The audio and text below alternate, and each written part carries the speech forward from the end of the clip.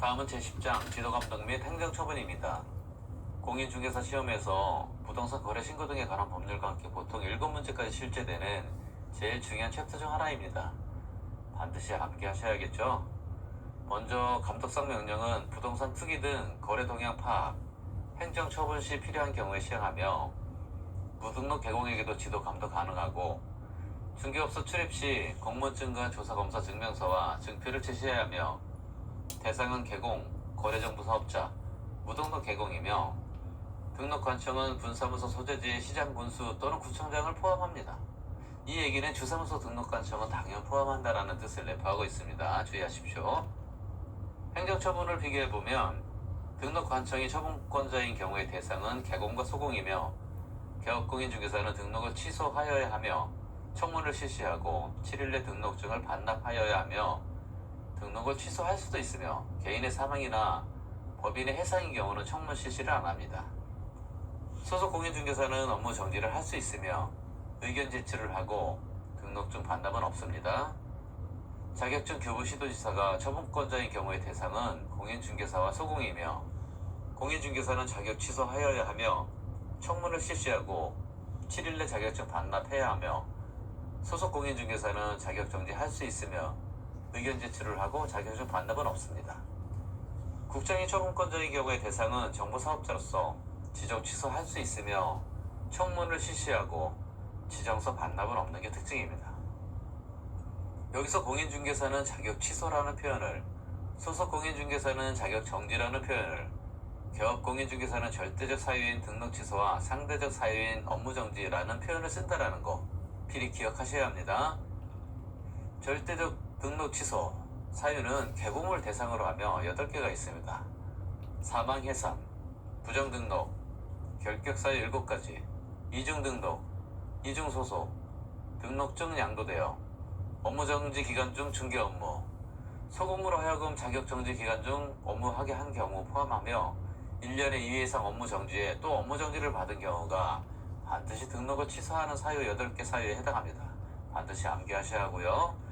여기서 정리를 해보면 절대적 등록 취소 사유는 1년에 2회 이상 업무정지 플러스 업무정지, 즉 업으로 이해하시고, 상대적 등록 취소 사유는 1년에 3회 이상 업무정지 또는 과태료 플러스 업무정지 또는 과태료, 즉 과거로 이해하시는데, 여기서 절대적 등록 취소 8번, 즉 1년에 2회 이상 업무정지 플러스 업무정지는 제외된다라는 거 필히 암기하셔야 합니다. 업무정지 사유는 1년에 2회 이상 업무정지 또는 과태료 플러스 과태료, 즉 과거가로 이해하십시오.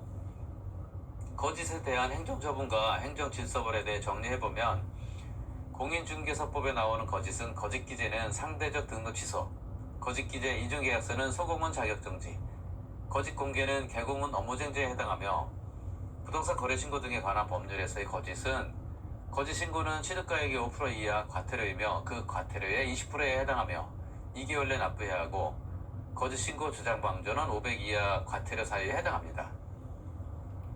상대적 등록 취소 사유는 개공을 대상으로 하며 11개가 있습니다.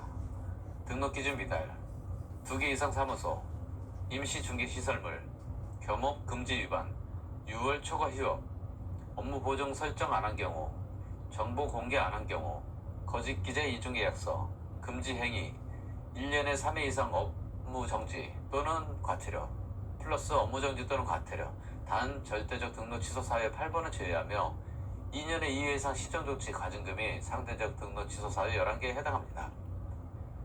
업무 정지는 상대적 사유이며 개공을 대상으로 합니다.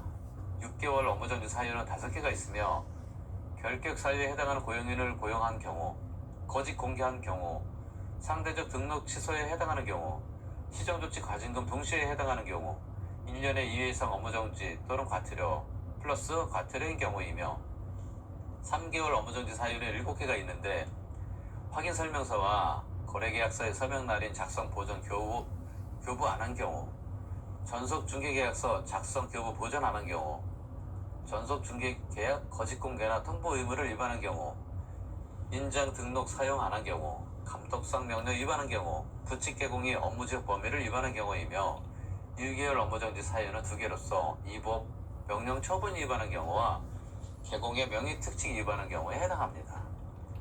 업무 정지에만 있는 특이한 제도를 살펴보면 가중경감, 즉 2분의 1 범위에서 최대 6개월까지 가능하며 주사무소, 분사무소별로 가능하며 즉 주사무소가 영업정지 중이라도 분사무소는 영업 가능하며 단 주사무소가 등록 취소 후 3년 미경과 시에는 분사무소도 영업 못합니다. 구분하십시오. 제척기간은 3년이라는 거 필히 기억하십시오. 자격 취소는 공인중개사를 대상으로 하며 절대적으로 5일 내 취소해야 하며 취소로 암기하시고 청문은 사무소 시도지사가 필요 절차를 진행하는 게 특징입니다. 부양지역으로 암기하십시오. 부정취득, 자격증 양도되어 자격 정지기간 중 업무, 이 법 위반, 징역형 선고받은 경우가 자격 취소 사유에 해당합니다. 자격 정지는 상대적 사유이며 소공을 대상으로 하며 지체 없이 하는 게 특징입니다. 자격 정지 지체 없이로 암기하십시오. 6월 사유는 이중소속, 거짓기재 이중계약서, 금지 행위가 있으며 3월 사유는 인장 등록 사용 안 한 경우, 확인 설명 안 한 경우, 확인 설명서나 거래계약서 서명 및 날인 안 한 경우가 해당합니다. 업무 정지와 자격 정지에 공통으로 들어가는 사유로는 확인 설명서와 거래계약서 서명 및 날인 안 한 경우가 해당됩니다. 반드시 암기하십시오. 승계에 대해 살펴보면 효과 승계는 업무 정지, 과태료에 해당하며 처분일로부터 1년간 승계됩니다. 즉 효는 처가한다로 암기하시고 위법행위 승계는 등록 취소와 업무 정지에 해당하며 이 옆에 폐가 있다로 암기하십시오. 등록 취소는 폐업일로부터 3년 지나면 처분 내릴 수 없으며 업무 정지도 폐업일로부터 1년 지나면 처분 내릴 수 없습니다. 반드시 기억하십시오. 지정 취소는 상대적 사유이며 거래정보 사업자에게 해당하며 거운의 전개로 암기하십시오.